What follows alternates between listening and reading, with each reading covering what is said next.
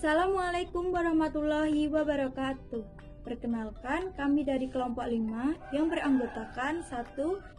Winda Nur Ayu Afifara, NIM 203 131 034. 2. Istiani Nur Wahidah, NIM 203 131 040. Dan Sofi Salsabila Said, NIM 203 131 046. Di sini, kelompok kami akan mempresentasikan materi memanfaatkan bahan sisa dan bahan alam sebagai media bermain.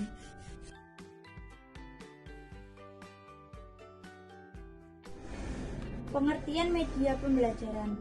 Association for Education and Communication Technology menjelaskan bahwa media ialah segala bentuk yang diprogramkan untuk suatu proses penyaluran informasi.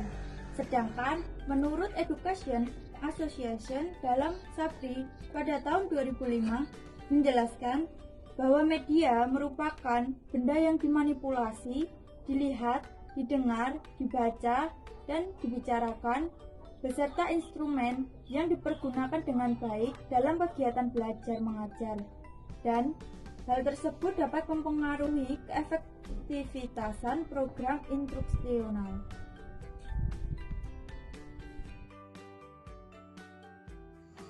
Yang ketiga yaitu pengertian bahan alam.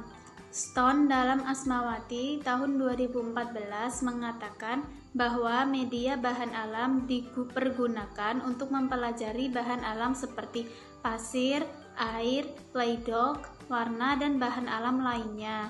Dengan memanfaatkan media bahan alam, kita dapat meningkatkan kreativitas anak untuk mencapai tujuan pembelajaran. Belajar dengan bahan alam aman bagi anak, mengeksplorasi dan dapat meningkatkan seluruh aspek perkembangan. Menggunakan media bahan alam, anak akan diberikan contoh yang nyata dan langsung dalam kegiatan pembelajaran. Bahan alam meliputi batang, ranting, dan daun, batu, biji-bijian, pasir, lumpur, air. Anak dapat melakukan eksperimen dan eksplorasi dengan menggunakan bahan alam. Anak secara tidak langsung akan mengenal benda-benda atau bahan-bahan yang ada di sekitarnya seperti pasir, daun kering, biji-bijian, batu. Anak dapat mengenalkan bahan alam dan anak bisa berinteraksi melalui meraba, kasar, dan halus.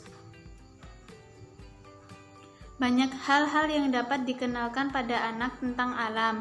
Bahan alam yang digunakan sangat beragam dan penggunaannya yang dilakukan diharapkan tepat sesuai dengan keadaan lingkungan di sekitar anak.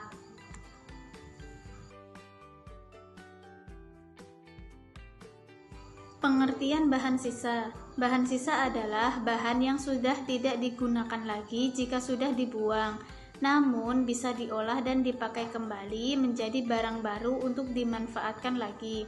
Memanfaatkan bahan sisa merupakan suatu kegiatan memberi sentuhan baru pada barang sisa atau bekas sehingga memiliki nilai fungsi dan lebih bernilai. Bahan sisa merupakan limbah yang dihasilkan oleh pabrik maupun rumah tangga. Beberapa macam bahan sisa dapat ditemukan dengan mudah dan dapat dikreasikan. Apabila bahan sisa dapat dimanfaatkan secara optimal, akan memacu perkembangan kemampuan motorik halus anak. Kegiatan memanfaatkan bahan sisa untuk pembelajaran anak dapat memberikan kesempatan kepada setiap anak untuk melibatkan diri dalam kegiatan yang kreatif yang dapat mengembangkan daya cipta anak untuk menghasilkan sesuatu yang baru dan menjadi sebuah kebanggaan bagi anak. Tujuan pemanfaatan bahan alam dan bahan sisa. 1. Tujuan umum. Anak bermain sambil belajar untuk menunjukkan kemampuan mengenali, membandingkan, menghubungkan, dan membedakan melalui bereksplorasi dan bereksperimen, sehingga anak memiliki ide dan kepekaan terhadap pengetahuan sehingga tumbuh motivasi dan kepercayaan diri dalam belajar. Kedua, tujuan khusus. memberi kesempatan anak untuk membangun kemampuan dengan berbagai macam bahan yang berbeda, memberi anak pengalaman sensori motor, dan mengontrol diri anak untuk menaati aturan dalam penggunaan alat sesuai dengan fungsinya, membereskan dan menuntaskan suatu pekerjaan.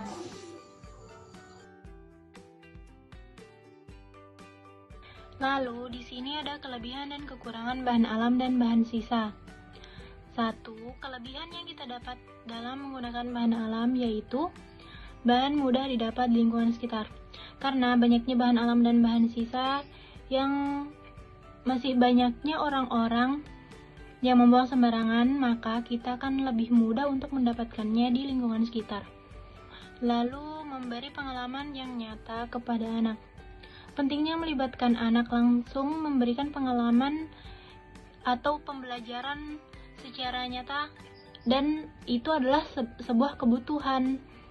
Lalu, bahan yang digunakan sangat beragam, mulai dari bentuknya, yang panjang atau yang lebar, ukuran yang berbeda-beda, yang besar atau yang kecil, warna yang berbeda-beda, ada merah, kuning, hijau, biru, keadaan permukaan benda-benda, ada yang datar, ada yang lonjong, bahan penyusun benda-benda yaitu seperti tersusun dari plastik dan lainnya.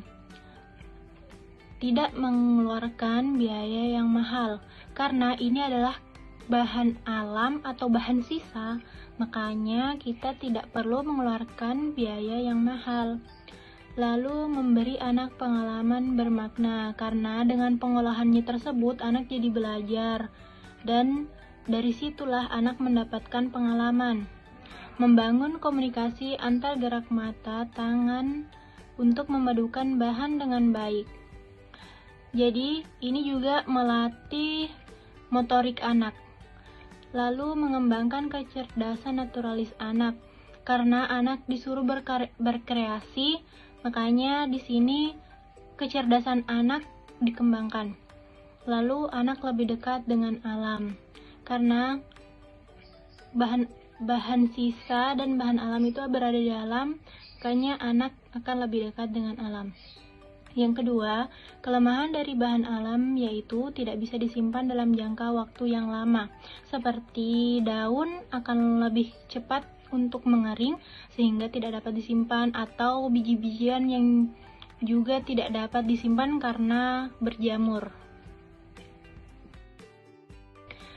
Lalu yang ketiga, keuntungan media bahan sisa. Ada menghemat bahan mentah, karena bahan sisa dalam pengolahannya yaitu tidak menggunakan bahan-bahan mentah atau hanya sedikit menggunakan bahan-bahan mentah, jadi bahan sisa sangat bermanfaat. Yang kedua, mendukung mengurangi sampah, karena bahan sisa atau bahan alam itu adalah sampah yang sudah tidak digunakan, makanya dengan kita mengolah bahan sisa atau bahan alam, kita akan mengurangi sampah, mengurangi biaya, karena biaya yang dikeluarkan tidak terlalu mahal, makanya kita akan mengurangi biaya yang akan dikeluarkan dalam pengolahannya. Mendaur ulang bahan bekas menjadi bahan yang baru dan bermanfaat.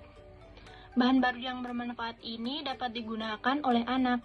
Peserta didik dapat berperan aktif dalam pembuatannya. Maka dari situ peserta didik akan dilatih motoriknya, akan dilatih untuk cara membuatnya, makanya peserta didik akan berperan aktif dalam pembuatannya. Mengajarkan anak untuk melakukan prinsip 3R, yaitu reduce atau mengurangi atau menghemat, reuse memakai kembali, dan recycle mendaur ulang. Guru dituntut aktif dan kreatif, karena ini adalah pengolahan bahan sisa, makanya guru harus aktif dan kreatif. 4. Kekurangan media bahan sisa. Ketersediaan bahan untuk media belajar anak. Karena untuk ketersediaan bahan tersebut, kita harus memilih bahan-bahan yang memang baik dan masih bagus untuk digunakan. media bahan sisa mudah rusak, seperti yang saya jelaskan tadi tentang daun ataupun biji-bijian yang mudah rusak. Lalu faktor kebersihan dan keamanan dari bahan sisa. Itu tadi kebersihan harus dijaga karena ini dari alam ataupun ini adalah bahan sisa yang kita dapatkan yang sudah dibuang oleh orang-orang. Lalu keterbatasan usia anak dalam penggunaan media bahan sisa. Lalu di sini ada ragam media bahan alam dan bahan sisa.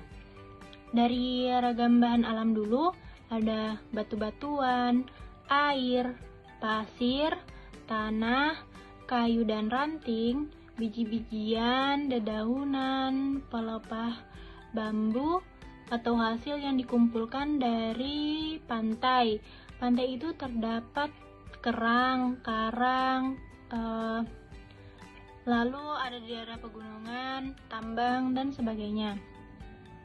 Lalu yang kedua di sini ragam bahan sisa seperti kertas bekas yang terdiri dari majalah, koran, kantong beras, dan lain-lain. Makanya dari itu, kalau kita mengambil kertas bekas, itu kita lihat dulu kebersihannya. Lalu kardus atau karton yang telah tidak dipakai. Lalu ada bahan atau kain perca, yaitu biasa kain perca banyak terdapat di rumah atau di penjahit-penjahit.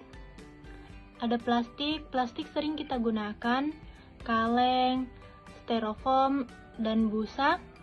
Ada tali, tutup botol dan karet, gelas plastik bekas, piring kertas, stik es krim, dan lain-lain. Seperti gelas plastik bekas itu juga harus kita perhatikan kebersihannya.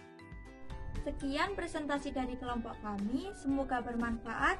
Wassalamualaikum warahmatullahi wabarakatuh.